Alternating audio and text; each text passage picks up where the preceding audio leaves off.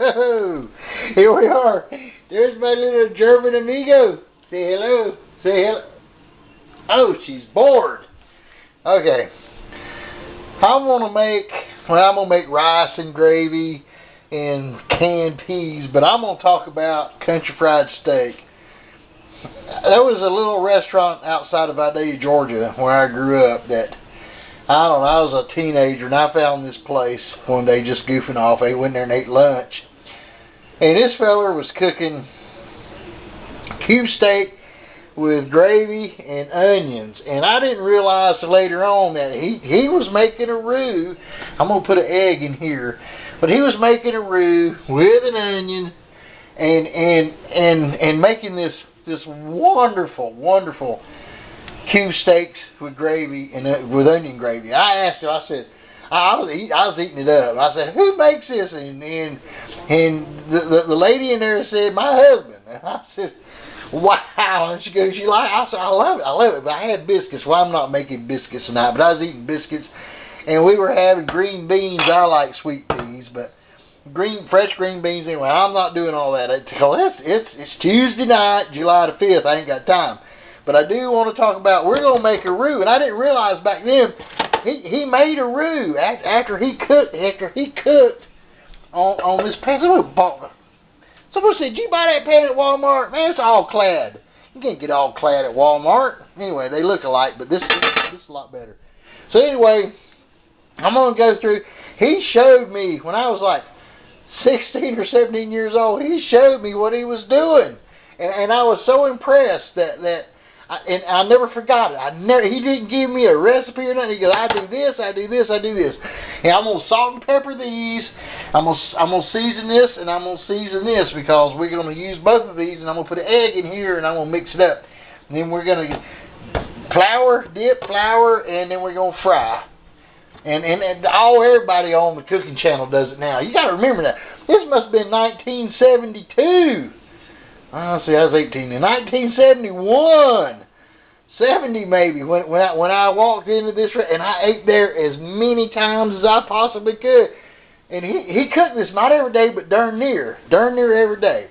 So anyway, we're gonna be talking about making country fried steak with a flour dip of flour and wet hands and dry hands. Oh, they talk about that all the time now, but he didn't say that. He had flour on all his hands. I just wish I could remember his name so I could tell everybody where I got this. I don't remember his name. Don't even remember the restaurant. Little old thing outside Vidalia, Georgia. All right, we'll be back.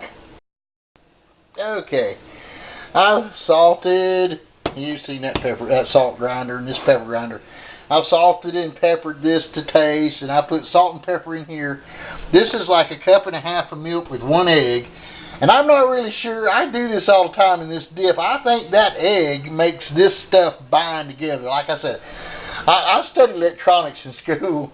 I'm making up this food thing as I go along because I watch food shows. I've got cookbooks out the wazoo, and I've loved cooking since I was a teenager.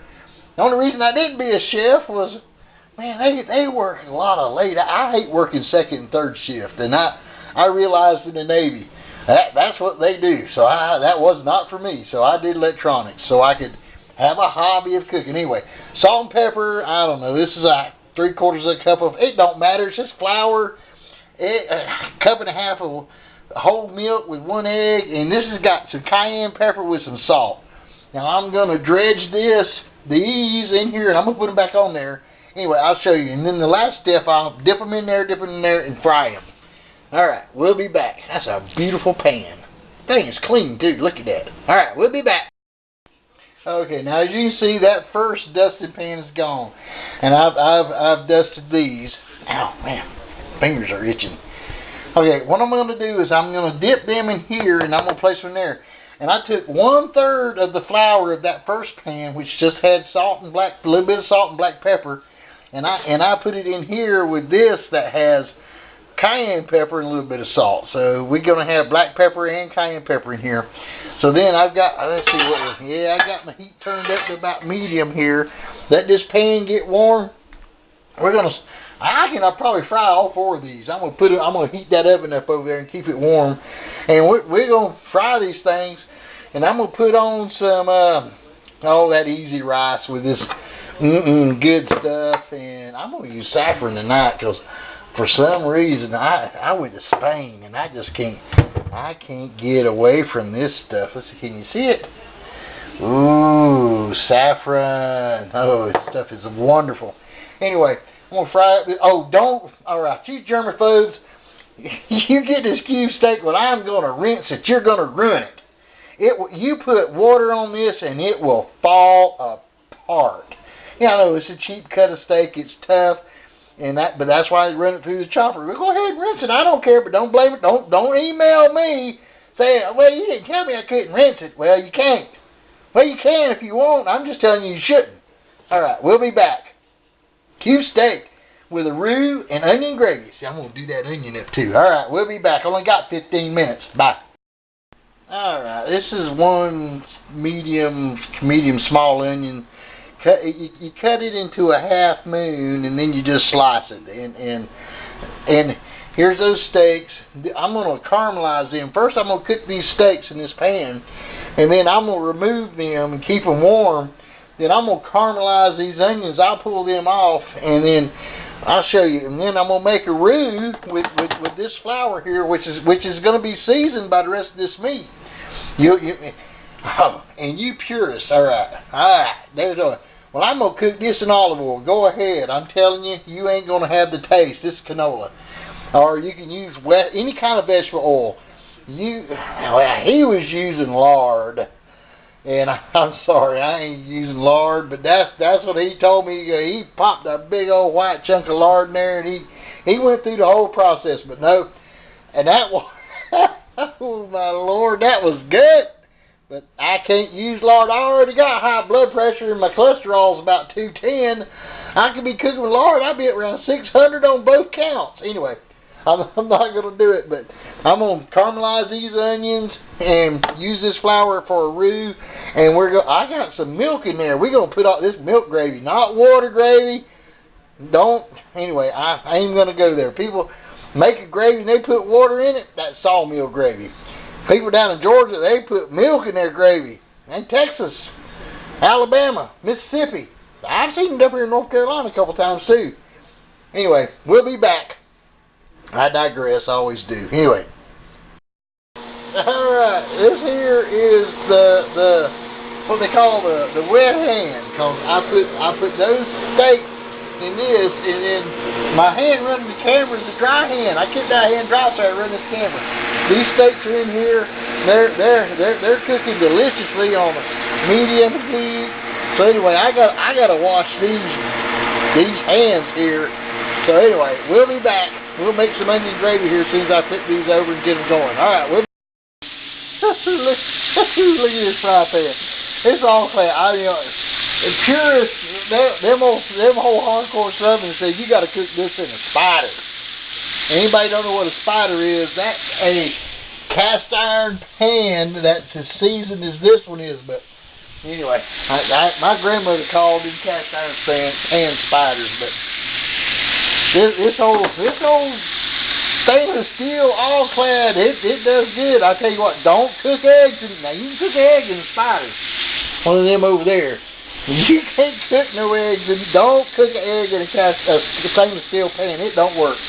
But see, we're about done right here. Now I'm gonna take these up because they're not quite done, but I'm gonna put them back in the gravy with these onions and this roux.